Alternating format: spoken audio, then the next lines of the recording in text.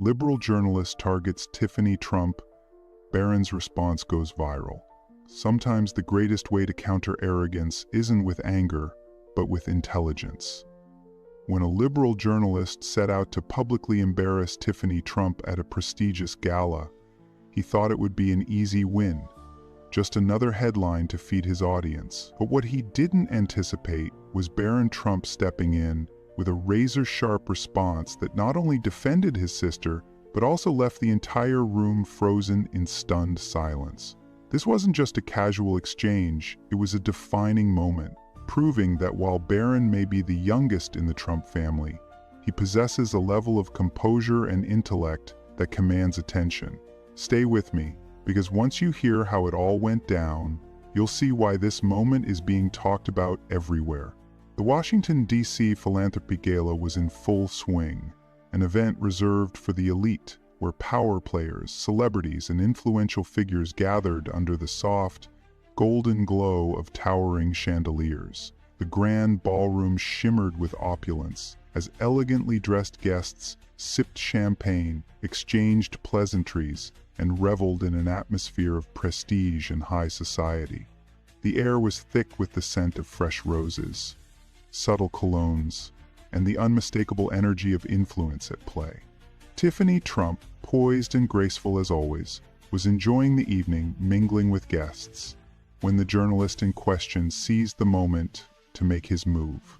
With cameras nearby and a crowd within earshot, he delivered a pointed remark, one designed to humiliate, to elicit a reaction, to capture a viral moment at Tiffany's expense. But before she could even respond, Barron Trump, standing just a few steps away, calmly intervened. He didn't raise his voice. He didn't resort to insults. Instead, he met the journalist's condescension with pure intellect, delivering a response so sharp and articulate that it sliced through the tension in the room like a knife. For a split second, there was silence. Then, murmurs rippled through the crowd. Some smirked, others whispered. Even those who might not have aligned with the Trumps couldn't deny what they had just witnessed. Barron had not only defended his sister, but had also exposed the journalist's arrogance for what it truly was. And just like that, the power dynamic shifted. The journalist, expecting to walk away victorious, now found himself outmatched, outwitted, and out of words. This moment wasn't just about politics. It was about dignity, about standing up for family, and about proving that intelligence will always triumph over petty attacks. And trust me, this is a story you don't want to miss. The air was filled with the soft hum of conversation, punctuated by the occasional clinking of champagne flutes and the distant notes of a string quartet playing a refined melody. Elite guests in designer suits and shimmering gowns moved gracefully through the grand ballroom, their laughter and polished exchanges weaving an atmosphere of effortless sophistication. It was a night of wealth, influence, and high society, a place where appearances were everything and reputations could be made or broken in an instant. Among the distinguished attendees were Tiffany Trump and her younger brother, Barron Trump. Tiffany, ever poised and radiant, was dressed in a sleek evening gown that caught the light with every movement. Her signature grace and warm demeanor made her a natural in these elite circles as she engaged effortlessly with event sponsors, exchanging polite smiles and pleasant conversation. She carried herself with the kind of confidence that came from years of navigating public life. Yet there was always an awareness that in a room like this, every word and action could be scrutinized. Standing nearby, Barron Trump was an undeniable presence. Now towering over most of the guests at an impressive 6'7", his stature alone commanded attention. Yet despite his striking height and well-known last name, Barron exuded an air of quiet confidence. Unlike others in his family, he didn't seek the spotlight. He preferred observation over participation, speaking only when necessary, but when he did, his words carried weight. Though Barron typically stayed in the background at such events, one thing was certain: he always had his sister's back, and tonight he would be needed more than ever. Chatted with guests, completely unaware of the storm brewing, Reynolds maneuvered through the crowd with practiced ease. His expression was carefully composed, but beneath the surface he was calculating every move. This was his moment, the opportunity he had been waiting for. With his camera crew discreetly positioned at strategic angles, he approached Tiffany, a practiced smile masking his true intentions. The question was already on the tip of his tongue, a loaded trap designed to catch her off guard, to create the perfect soundbite that would dominate headlines the next morning. "Miss Trump," he called out smoothly, just as Tiffany turned toward him. She blinked in polite surprise, clearly recognizing him but giving no indication of unease. "A moment of your time?" Ever the professional, Tiffany nodded graciously. "Of course," she said, her tone even and poised. Reynolds wasted no time. "Given your father's controversial policies and the backlash from marginalized communities, do you believe your presence here tonight is hypocritical? Attending a charity gala for underprivileged causes while benefiting from a legacy of privilege?" It was a classic setup, framed to put her on the defensive, to force a reaction that could be twisted and amplified. The murmurs around them quieted as nearby guests subtly tuned in. Tiffany, composed as ever, parted her lips to respond, but before she could say a word, Barron Trump stepped forward. His presence alone caused a shift in the atmosphere. The journalist, though prepared to battle Tiffany, had not accounted for Barron. The towering young man locked eyes with Reynolds, his expression unreadable yet firm. "Interesting," Barron said, his voice calm but commanding. "Are you suggesting that people of privilege have no right to support charitable causes? That they should instead be indifferent?" Reynolds faltered for half a second. It was barely noticeable, but Barron caught it. The journalist hadn't expected to be questioned in return, especially not by the youngest Trump, who was notoriously reserved. Before Reynolds could recover, Barron continued, "Or perhaps you'd prefer if those with influence did nothing at all? Would that make you more comfortable?" His tone wasn't aggressive, just sharp enough to challenge without resorting to hostility. A murmur rippled through the crowd. Eyes darted between Reynolds and Barron, the balance of power shifting before their very eyes.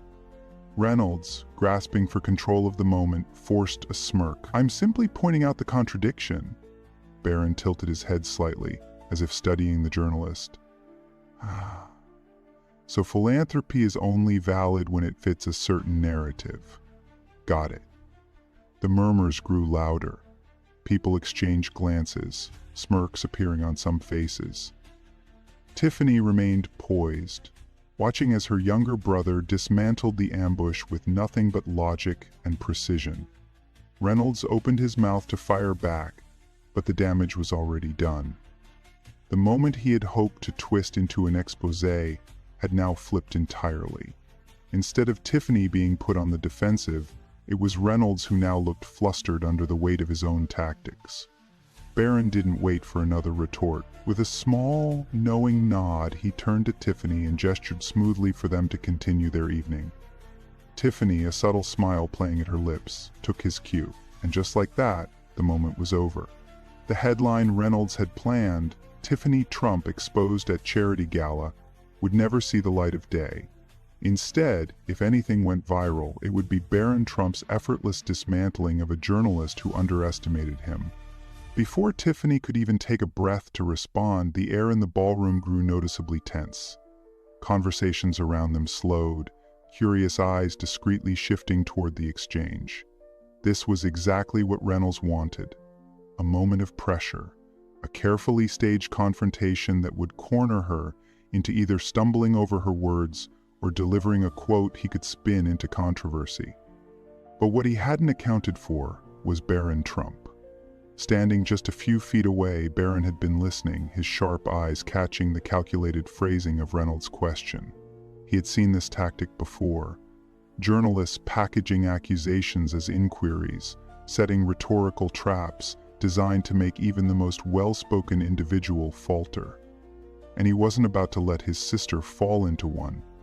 With a quiet yet deliberate step forward, Barron closed the space between them. At 6'7", he naturally commanded attention, but it was his presence, calm, unwavering, and unshaken, that made people pause. "That's an interesting take," Barron said smoothly, his voice steady and clear. "Are you suggesting that philanthropy should only be practiced by those who have nothing to give?" Reynolds blinked, caught slightly off guard by the unexpected interjection. "I'm simply saying that, by that logic, every successful entrepreneur, every business leader, every public figure who donates to charity should be questioned on their motives rather than recognized for their contributions. Should we apply that same skepticism to every wealthy donor in this room tonight, or just the ones with the last name Trump?" A few guests exchanged glances. The question hung in the air, sharp and undeniable. Reynolds, clearly attempting to regain control, chuckled dismissively. "I think the concern is whether philanthropy is genuine or just another PR tool." Barron didn't flinch. "And who gets to decide that? You?" His tone remained measured, but there was an unmistakable edge to it, one that let Reynolds know he had walked straight into his own trap. The murmurs around them grew. Some guests smirked knowingly, others whispered among themselves. Even those who might not have been Trump supporters had to admit this was not the easy takedown Reynolds had envisioned. Tiffany, still composed, finally spoke up, her voice carrying the warmth and grace she was known for. "Giving back should never be politicized. If someone chooses to use their resources to help others, that should be encouraged, not questioned." Reynolds knew he had lost. There was no viral moment to twist, no fumble to exploit. Instead of trapping Tiffany, he had found himself outmatched by Barron's quick thinking and Tiffany's poise. Realizing the conversation was slipping from his grasp, Reynolds forced a tight-lipped smile. "Well, thank you for your time," he muttered before quickly stepping away, the smug grin he had arrived with nowhere to be seen. As soon as he left, a quiet wave of approval passed through the surrounding guests. Some nodded in admiration, others whispered their thoughts on what they had just witnessed. Barron simply turned to Tiffany with a knowing glance, and she smiled in return. With that, they moved on, leaving Reynolds to fade into the background. His carefully planned ambush reduced to nothing more than a footnote in a night that would be remembered for all the wrong reasons. "Over genuine acts of charity," Reynolds continued, his smirk widening as if he had just delivered a checkmate. A few hushed murmurs rippled through the crowd. This was the moment he had been aiming for. The perfect soundbite. The pressure point that could force Barron or Tiffany into an uncomfortable stumble. But Barron didn't flinch. Instead, he tilted his head slightly, studying Reynolds with an expression that was unreadable, yet undeniably confident. His voice, steady and unwavering, cut through the ambient noise of the gala. "So just to be clear," Barron began, "are you suggesting that successful individuals, whether in business, politics, or any other field, should refrain from philanthropy because their success makes their generosity inherently suspicious?" Reynolds blinked. The question wasn't defensive, it was logical, precise, and, most importantly, designed to turn the scrutiny back on him. Barron didn't wait for a response, because if that's the case, I assume you'll be questioning every billionaire in this room tonight, or do you reserve this kind of skepticism for just one family? A hush fell over the immediate crowd. Eyes darted between Barron and Reynolds, tension thick in the air. Even those who weren't necessarily Trump supporters found themselves intrigued. Reynolds, still holding on to the pretense of control, let out a forced chuckle. "I think people just want transparency. Given your family's history, it's fair to ask whether these efforts are genuine." Barron gave a slow, deliberate nod. "Fair enough. Transparency is important. So let's be transparent right now." He gestured subtly toward Reynolds' own cameraman, who was still recording. "You came here tonight with an agenda. You had a narrative pre-written before you even asked a single question." Reynolds opened his mouth, but Barron wasn't finished. "You weren't looking for an honest answer. You were looking for a misstep. A moment you could edit down, twist, and feed to an audience that's already been told what to think." His tone was even, never rising in anger, yet every word carried weight. For the first time, Reynolds' smirk flickered.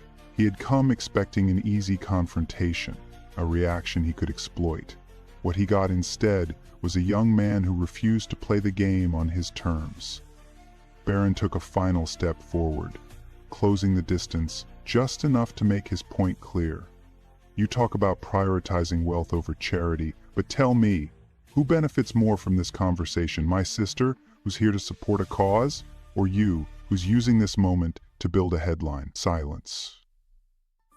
The crowd, now fully invested, waited for Reynolds' response, but he had none. His confident facade cracked just enough to be noticeable. Tiffany, regaining her radiant smile, placed a graceful hand on Barron's arm. "I think that answers the question," she said smoothly, turning back toward the guests. "Now, if you'll excuse us, there's real work to be done tonight." With that, the Trump siblings walked away, leaving Reynolds standing there, microphone in hand, camera rolling, but no viral moment to exploit. Instead of the ambush he had planned, the only thing he had captured was his own defeat. "Narrative surrounding it," Barron said smoothly, his deep voice carrying through the hushed ballroom. The glow of his phone screen illuminated the very article written by the Daily Progressive itself, one that conveniently contradicted the attack Reynolds had just launched. A ripple of murmurs swept through the gathered guests. Some leaned in, intrigued, while others exchanged knowing glances. Even those who typically sided against the Trump family found themselves momentarily caught off guard. Barron glanced at the journalist, his expression calm but undeniably firm. "This article," he continued, tilting the screen slightly for those nearest to see, "was published by your own outlet. It details how my family has contributed millions to children's hospitals, veterans programs, and disaster relief efforts over the years." He let that sink in for a moment before adding, "Were those contributions also just a PR stunt? Or does generosity only count when it fits a particular narrative?" Reynolds' smirk faltered for the briefest moment. He hadn't expected this. He had come armed with leading questions, confident that Tiffany would be caught off guard, that Barron would remain a passive bystander. But now, he found himself unexpectedly outmaneuvered. Still, he forced a chuckle, clinging to his strategy. "Still, philanthropy is great, but let's be honest, there's always a level of self-interest involved. Would your family be as charitable if it weren't in the public eye?" Barron didn't miss a beat. "That's an interesting claim," he said, slipping his phone back into his pocket. "Tell me, do you hold every major philanthropist to this standard?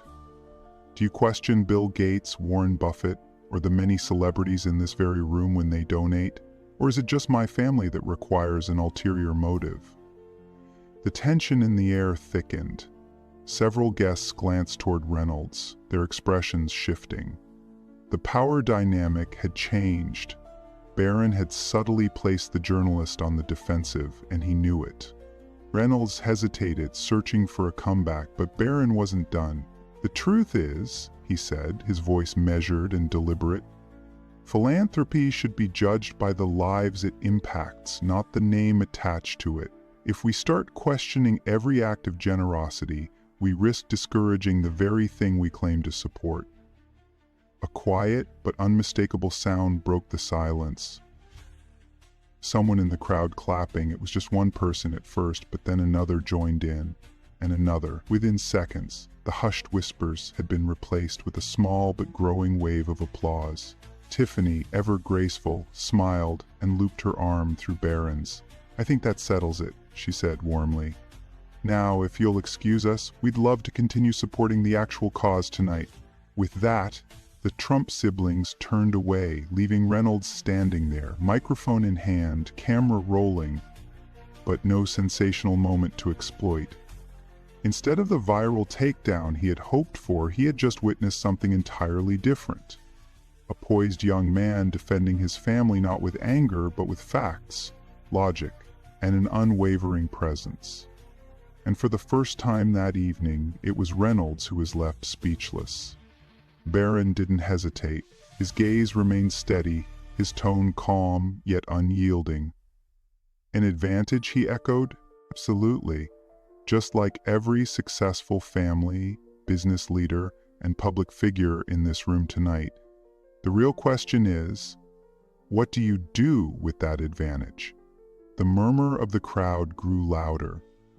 Guests who had only been passively listening were now fully engaged, watching as the young Trump effortlessly turned the interview into a conversation Reynolds was no longer in control of. Barron took a slow step forward, closing the space between them just enough to command attention without intimidation. "My sister," he continued, gesturing subtly toward Tiffany, who stood poised and unwavering beside him, has spent years advocating for criminal justice reform, supporting women in law, and working with charitable organizations that actually make a difference. But instead of asking about the impact she's made, you choose to focus on perception. Reynolds opened his mouth, but Barron wasn't done. "You see, perception is easy to manipulate," he added smoothly. "And you know that better than anyone. A headline, a quick edit, a selective quote. It's all designed to fit a pre-existing narrative. But impact? That's real. That's measurable. And no amount of spin can change the fact that my sister is here tonight, supporting a cause that helps people, whether you choose to acknowledge it or not." The tension in the room was palpable. Even those who had come in with their own biases couldn't deny that Barron had taken complete control of the conversation. Reynolds, clearly struggling to regain his footing, tried again. "But surely you can see how—" Barron held up a hand, silencing him with nothing more than a composed expression. "I see exactly what's happening here," he said. "You came here looking for a gotcha moment. You had your headline planned before you even asked a single question. And that's fine, you do your job, but let me ask you something." He paused just long enough for the moment to land, then leaned in slightly. "When was the last time you used your privilege as a journalist to highlight real stories of people making a difference, instead of tearing them down?" Silence. For the first time that evening, Reynolds had no snappy comeback, no rehearsed response. He blinked, shifting his weight slightly as if he were suddenly aware of all the eyes on him. A beat passed, then another, and then deliberate applause began from somewhere in the crowd. It was hesitant at first, but quickly grew as more and more guests joined in. The shift was undeniable. What had started as an attempted takedown had backfired spectacularly.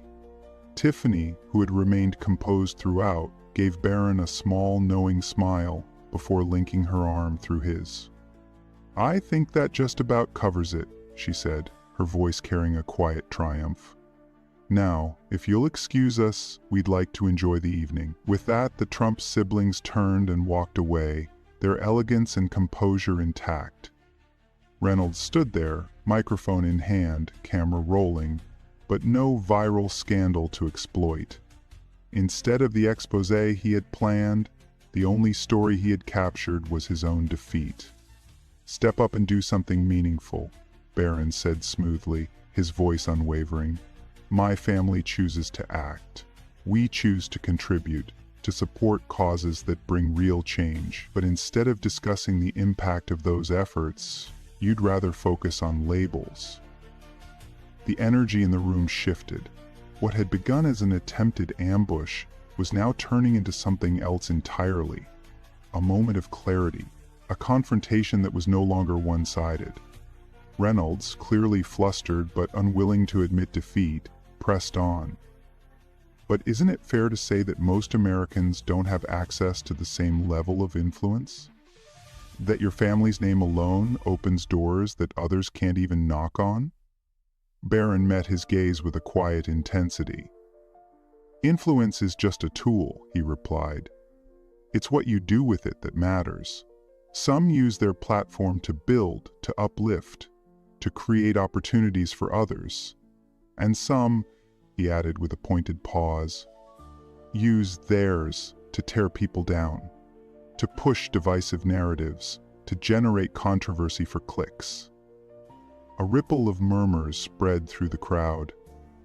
Reynolds shifted, visibly grasping for control of the conversation. Barron continued, his tone even but firm. "You talk about privilege as if it's something to be ashamed of. But let's be real. Every person in this room has some form of privilege. Some have wealth, some have influence, some have a voice that reaches millions." He glanced briefly at the camera crew. "The real question is, are you using that privilege to make a difference, or just to attack those who are?" Reynolds opened his mouth, but this time no words came out. The weight of the question hung in the air, thick with implication. The journalist had walked in expecting an easy target, a viral moment at the expense of a Trump. Instead, he had been methodically dismantled by a young man who refused to play by his rules. The whispers turned into nods. A few guests even began to clap, softly at first, then louder as others joined in. The shift was undeniable. Barron had not only defended himself and his sister, but had also reframed the entire discussion. Tiffany, watching the exchange unfold, finally stepped forward, her radiant smile unshaken. "We came here tonight to support a cause that matters," she said, her voice warm yet decisive. "And that's exactly what we'll continue to do." With that, she linked her arm through Barron's, and together they turned and walked away, leaving Reynolds standing in the middle of a room full of people who had just witnessed something extraordinary. His camera was still rolling, but the only headline he had left was his own humiliation. Weight of the moment settling heavily in the air. Reynolds had arrived expecting an easy spectacle, a viral clip of a Trump stumbling under pressure. Instead, he had unwittingly provided the world with a moment of undeniable poise, logic, and quiet strength. Barron didn't gloat, he didn't smirk or revel in the journalist's faltering silence. He simply stood there, composed, unwavering, a young man who had just proven that intelligence and dignity could dismantle even the most calculated ambush. Reynolds cleared his throat, desperately grasping for a way to salvage the situation. But before he could piece together a response, a slow, deliberate applause began somewhere in the crowd. A single pair of hands at first, then another and another. The sound grew, spreading like a ripple across the ballroom. Some clapped in genuine approval, others simply acknowledging the undeniable truth. Barron had not just held his ground, he had shifted it entirely. Tiffany, ever poised, turned to her brother with a knowing smile. "I'd say that about wraps it up," she murmured, just loud enough for those nearby to hear. Barron gave a single nod before addressing Reynolds one last time. "Next time you want to challenge someone's integrity," he said, his voice steady, "make sure your argument isn't built on assumptions."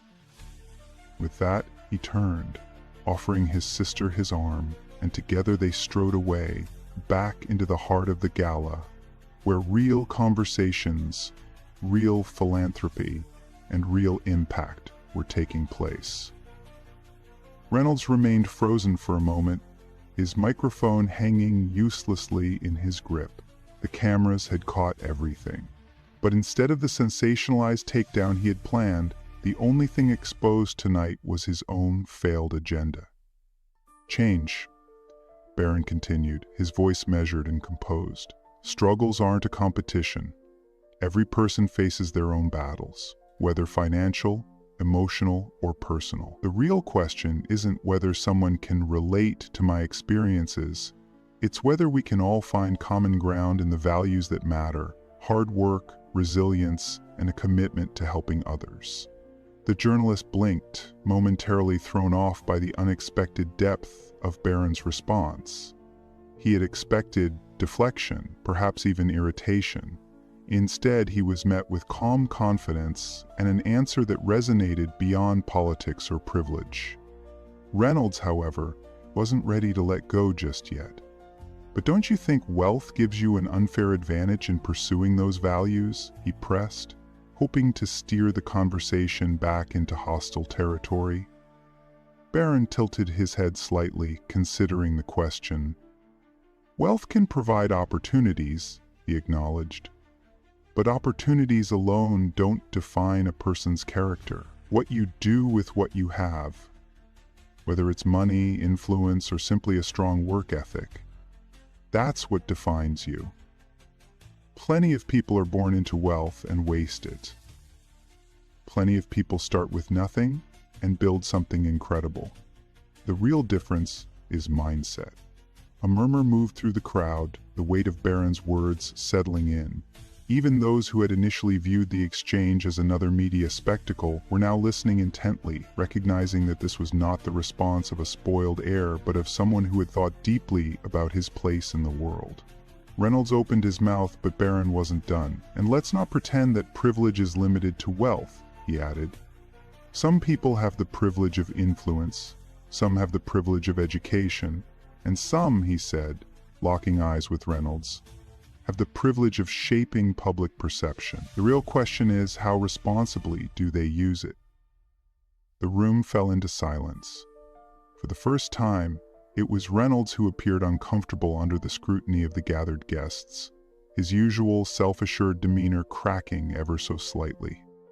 He had come to expose the privilege of others, but in doing so, he had unwittingly shined a light on his own. And just like that, the power dynamic had shifted entirely. The hushed quiet was soon broken by a slow, deliberate applause. This time, louder, more assured. Tiffany, watching her brother with admiration, gently touched his arm. "I think that's more than enough for one evening," she said with a graceful smile. Barron gave a respectful nod to Reynolds before turning back toward the heart of the gala. As they walked away, Tiffany leaned in slightly. "You do realize that clip is going to go viral, right?" Barron smirked, shaking his head. "As long as they don't edit out the truth." Meanwhile, Reynolds stood frozen in place, microphone in hand, camera still rolling. But the story that had unfolded wasn't the one he had set out to create. Instead of exposing Barron Trump, he had inadvertently introduced the world to him. "Aim a difference faces scrutiny," Barron said calmly. "But real impact isn't measured by controversy. It's measured by actions." The crowd nodded, impressed by his maturity. Tiffany, standing beside him, let a proud smile appear as her brother effortlessly steered the conversation. Reynolds, desperate to regain control, pushed further. "But doesn't your family's past overshadow its good deeds?" Barron didn't flinch. Every public figure faces criticism, especially those who stand for something. The difference is whether they let it define them or use it as motivation to keep making a difference. The journalist faltered. The conversation he had tried to twist had only strengthened Barron's position. The crowd's murmurs turned into quiet applause. With a final nod, Tiffany linked her arm through Barron's. "I think we're done here." As they walked away, Reynolds was left standing there, microphone in hand, outplayed and outmatched. "Families' charitable contributions. You see," Barron said, holding up his phone, "facts are stubborn things. Ignoring them doesn't make them disappear." Reynolds hesitated, clearly thrown off. The crowd murmured, intrigued by Barron's composure and command of the moment. Without missing a beat, Barron continued, "When you only focus on half the picture, you mislead your audience. Good journalism presents the full story, not just what fits a narrative." The journalist had no quick comeback. Tiffany, watching proudly, took her brother's arm. "I think that says it all."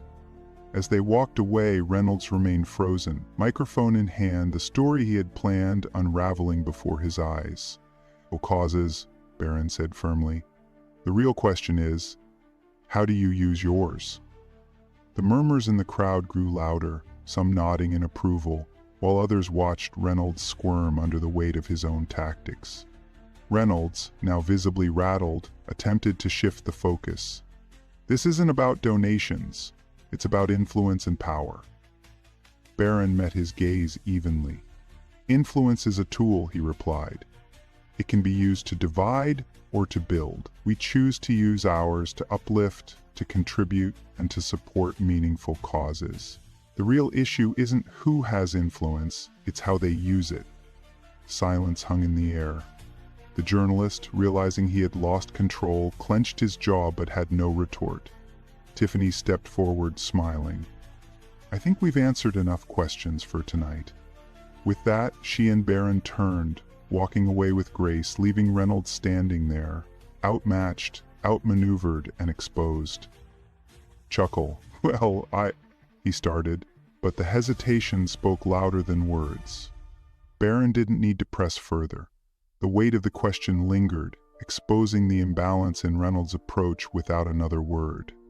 The crowd remained silent, absorbing the moment.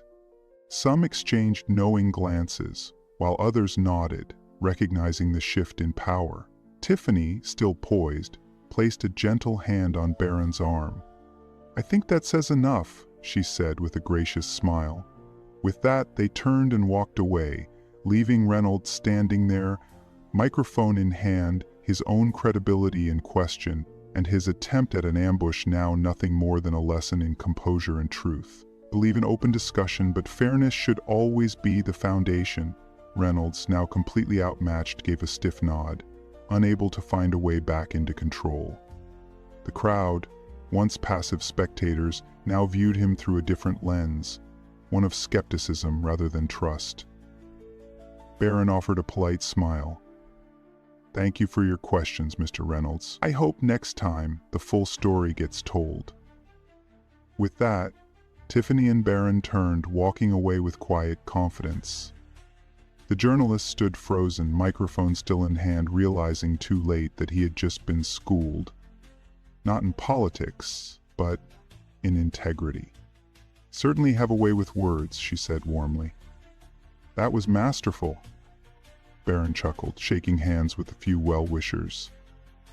"I just believe in standing by what's right," he replied simply. The applause gradually faded, but the impact of the moment lingered. Guests murmured among themselves, some already checking their phones, knowing that the exchange had likely been captured and would soon spread far beyond the ballroom. As Tiffany and Barron made their way back into the heart of the gala, she leaned in and whispered, "You do realize you just turned the tables on a professional journalist?" Barron smirked. "I didn't turn the tables," he said. "I just made sure the truth had a seat at them." Reporting. Instead of exposing the Trumps, Reynolds had exposed himself, his credibility now under scrutiny as viewers called out his one-sided tactics. Comment sections flooded with praise for Barron's composure and intelligence. "This is how you handle a hit piece," one user wrote. "Calm, factual, and unshakable." Others pointed out the irony of a journalist being outmaneuvered by an 18-year-old who had never sought the spotlight. Even late-night pundits, usually critical, had to acknowledge Barron's ability to flip the script. "Whether you love or hate the Trumps," one commentator admitted, "you have to give credit where it's due. Barron Trump didn't just win that exchange, he owned it." As the gala continued, Tiffany nudged her brother playfully. "So, future in politics?" Barron smirked, shaking his head. "I think I'll stick to just telling the truth. Seems to be rare enough these days." And with that, the night moved on. But the moment would not be forgotten. Facts will always outshine bias, and composure is the greatest strength in any debate. Barron Trump didn't just defend his sister that night. He set a new standard for handling unfair scrutiny. His ability to remain calm, rely on facts, and challenge one-sided narratives turned an attempted ambush into a defining moment. As the media reeled from the unexpected backlash, many were left asking an important question. What happens when the people you try to discredit refuse to play by your script? Let this be a reminder. Truth, confidence, and integrity will always speak louder than any agenda. If you enjoyed this story, don't forget to like, share, and subscribe. And as always, stay informed, stay critical, and never be afraid to stand up for what's right. See you next time.